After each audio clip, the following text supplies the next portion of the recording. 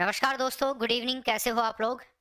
तो आज की क्लास को शुरू करेंगे हम। आज क्लास नंबर 8 जो है माध्यमिक शिक्षा बोर्ड की जो बुक्स हैं, क्लास नंबर 8, उसका तीसरा अध्याय यानी कि हिस्ट्री वाला राष्ट्रीय आंदोलन। हिस्ट्री का पोर्शन खत्म हो जाएगा, 3 ही अध्याय हैं उसमें हिस्ट्री के। कल से हम 9th क्लास की हिस्ट्री को शुरू करने वाले हैं। तो कल से जो तुम्हारी क्लासेज है ना, और भी ज़्यादा इंपॉर्टेंट होने वाली है, क्योंकि अब की बार आपके एग्जाम में लेवल थोड़ा हाई आएगा। तो अब तुम अगर अब तक की क्लासेज को सीरियस नहीं लिया था आप लोगों ने, तो कम से कम अब तो जरूर से आप लोगों को क्लास में जुड़ना है। एक आंदोलन की समाप्ति का प्रमुख कारण क्या था, बताइए। क्या होगा? पहले प्रश्न का सही उत्तर बता दो। बंद करके चालू कर लो भाई। किसी की क्लास नहीं चल रही है तो एक बारी रिफ्रेश कर लो, मतलब हो जाएगा। और टेलीग्राम जरूर ज्वाइन कर लेना। अब आपको एक पीडीएफ भेजूंगा मैं, उसको आप सब लोग देखना आज टेलीग्राम पे क्लास खत्म होने के बाद में। तो देखिए दोस्तों, अब बात नहीं करेंगे, फटाफट से चलते हैं। बात हो गई है पूरी। यहाँ पर आपका आंसर होगा बी ऑप्शन, चोरा चोरी कांड। बात है 1922 की। 1922 के अंदर गोरखपुर जिले के अंदर एक हिंसक घटना हुई थी जिसका नाम था चोरा चोरी कांड। इसके कारण गांधी जी ने असहयोग आंदोलन समाप्त करने का निर्णय लिया था। तो यही था उसका रीजन, असहयोग आंदोलन को समाप्त करने का। चोरा चोरी कांड किसने डिसीजन लिया था? गांधी जी ने लिया था। कांग्रेस की स्थापना कब हुई थी, बताइए 2 नंबर के प्रश्न में। यहाँ पे आपका उत्तर क्या होगा दोस्तों? 1885। नंबर 1 ऑप्शन मेरे ख्याल से आप सब जानते हैं। अगर हम एक्चुअल डेट की बात करें तो 28 दिसंबर 1885, मुंबई के अंदर भारतीय राष्ट्रीय कांग्रेस का जन्म हुआ। और कांग्रेस की स्थापना जो थी वो एओ ह्यूम के द्वारा हुई थी। ऊपर का प्रश्न देखिए, कांग्रेस का नरम दल और गरम दल में विभाजन कौन से सम्मेलन में हुआ था, बताओ। तीसरे नंबर के प्रश्न में उत्तर क्या होगा? और उत्तर होगा 1907। डी ऑप्शन जिसने भी सही बताया। 1907 के अंदर कांग्रेस का जो सूरत अधिवेशन था, सूरत अधिवेशन या फिर सम्मेलन कह दीजिए, तो इसमें कांग्रेस का विभाजन करने का निर्णय लिया गया था। इससे है ना, इस निर्णय में गरम दल के अंदर हुआ था ये। अलग, नरम और गरम अलग अलग हो गए थे। गरम मतलब इससे अलग हो गया। मराठा कौन सी भाषा में लिखा गया अखबार था? मराठा बहुत इंपॉर्टेंट प्रश्न है भाई। और मेरे को बताइए, केसरी कौन सी भाषा में लिखा गया अखबार था? मराठा के बारे में तो आप यहाँ से बता दोगे, और केसरी के बारे में बताइए मुझे तुम 4 नंबर के प्रश्न में जो हमारा उत्तर होगा ना, वो होगा अंग्रेजी भाषा। देखो, मराठा अंग्रेजी भाषा में लिखा गया था। एक और बात बता दूं, किसके द्वारा पूछे तो बाल गंगाधर तिलक कर देना।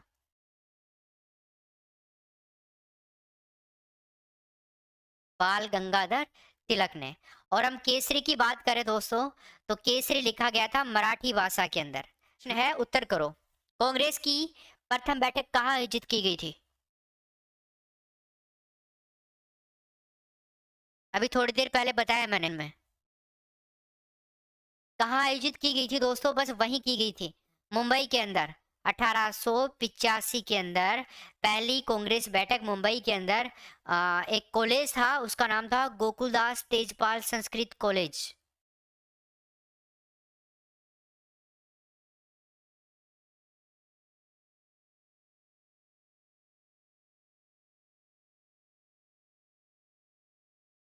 ठीक है, ये कॉलेज था, इसके अंदर हुई थी, मुंबई के अंदर 1885 में। फिर बताइए 6 नंबर के प्रश्न में क्या होगा सही आंसर?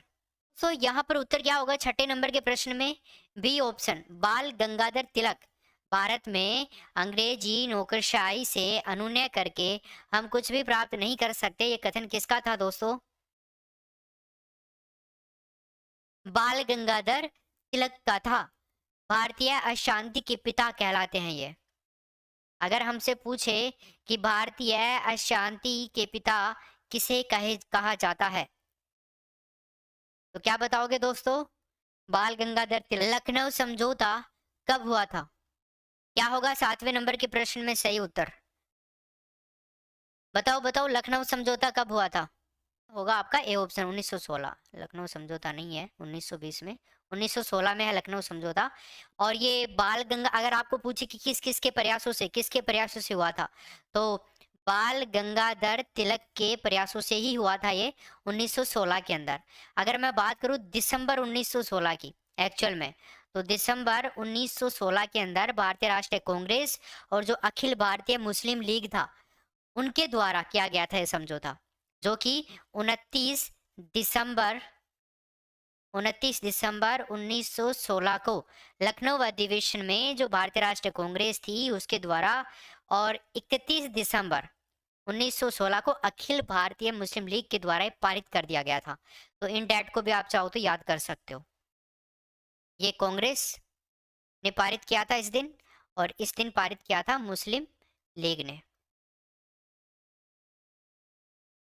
ठीक है साहब, 8वें नंबर का प्रश्न है, बंगाल विभाजन कब प्रारंभ और कब समाप्त हुआ था? इधर तो प्रारंभ है और इधर है दोस्तों समाप्ति का।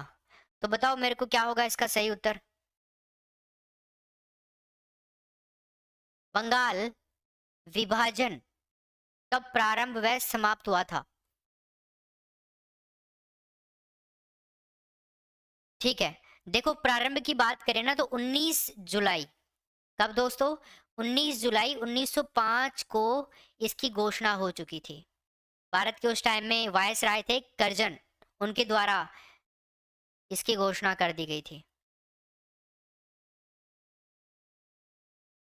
एक मुस्लिम बाहुल्य प्रांत का सृजन करने के लिए, और 1911 में समाप्त हुआ था।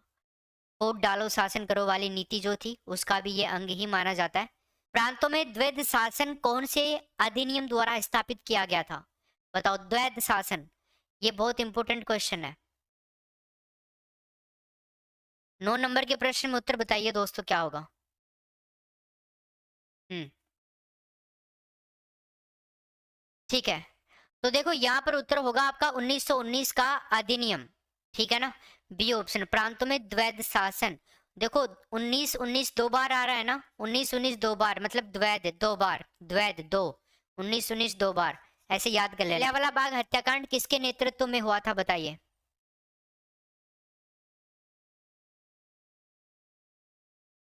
13 अप्रैल की बात है।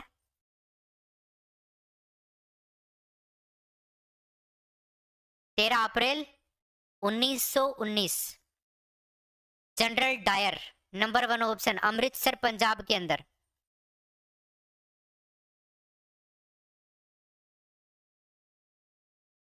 ये माना जाता है कि ये जो घटना है वो भारत में ब्रिटिश शासन के अंत की शुरुआत मानी जाती है, जलियांवाला बाग हत्याकांड को। जो पंजाब के अंदर अमृतसर में स्वर्ण मंदिर है ना, उसके पास में ही है ये। बैसाखी का दिन था उस दिन। रोलेट एक्ट का विरोध भी हुआ था इसी सभा के। निम्न में से कौन सा आंदोलन द्वितीय विश्व युद्ध से संबंधित है? बताओ, द्वितीय विश्व युद्ध से संबंधित कौन सा आंदोलन है? 11 नंबर के प्रश्न में उत्तर बताइए। होगा आपका पहला ऑप्शन भारत छोड़ो आंदोलन, नंबर 1 ऑप्शन हो जाएगा। भारत छोड़ो आंदोलन 8 अगस्त 1942 में प्रारंभ हुआ था, और द्वितीय विश्व युद्ध यानी कि 1939 से 1945 तक चला था ये। इसका लक्ष्य क्या था दोस्तों? इसका लक्ष्य था भारत में ब्रिटिश साम्राज्य को समाप्त करना। ब्रिटिश साम्राज्य या ब्रिटिश शासन, साम्राज्य ही कीजिए इसको, साम्राज्य को समाप्त करना। ठीक है, आगे क्वेश्चन है, 1857 का स्वतंत्रता समर, स्वतंत्र या समर नामक पुस्तक किसने लिखी थी? बताओ। 12 नंबर का प्रश्न है आपके सामने, मेरे को चाहिए इसका उत्तर। तो बताओ तुम क्या होगा इसका सही उत्तर? Vinayak Damodar Savarkar, B option. 1857 का जो स्वतंत्र समर नामक पुस्तक है ये लिखी गई थी विनायक दामोदर सावरकर के द्वारा। लंदन में श्यामजी कृष्ण के जो इंडिया हाउस है उनके अंदर वीर सावरकर ने ये पुस्तक लिखी थी। तो कहाँ पर लिखी गई थी? आउट ऑफ इंडिया, लंदन के अंदर, श्यामजी कृष्ण के इंडिया हाउस में। आजाद हिंद फौज की स्थापना किसने करी बताइए? 13 नंबर के प्रश्न में उत्तर दो। आजाद हिंद फौज की स्थापना किसने करी थी?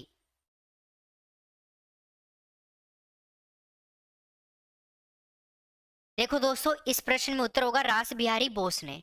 आजाद हिंद फौज की जो स्थापना है ये भी आउट ऑफ इंडिया ही हुई थी, खैर टोक्यो के अंदर हुई थी। 1943 के अंदर रास बिहारी बोस के द्वारा हुई थी। तो याद रहेगा तुम्हारे को दोनों चीजें।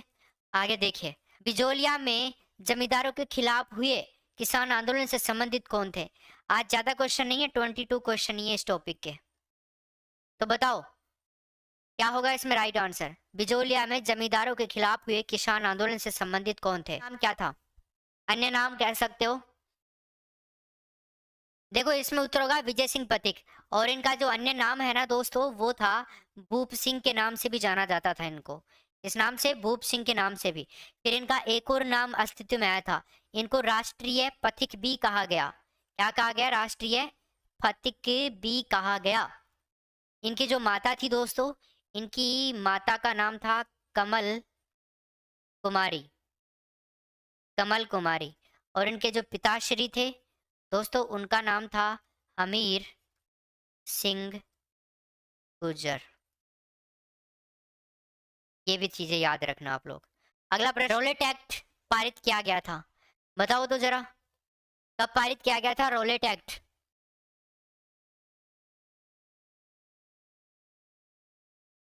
और इस क्लास को देख लिया करो पूरी, कुंभकर्ण मत बनो सब लोग।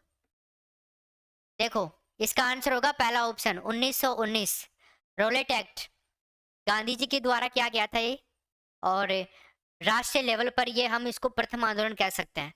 तो ये प्रश्न बहुत इंपॉर्टेंट बनता है कई बारी कि राष्ट्रीय स्तर पर प्रथम आंदोलन कौन सा था? तो उसका नाम था रोलेट एक्ट ही था।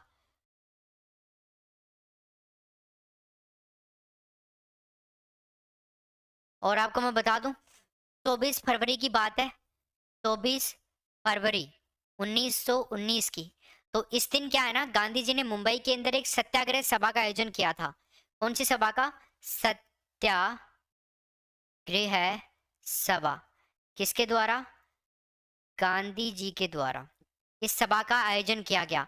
और इसी सभा में ये तय किया गया था दोस्तों, और कसम खाई गई थी, कसम ली गई थी कि रोलेट एक्ट का विरोध सत्य और अहिंसा के मार्ग में चल करके किया जाएगा।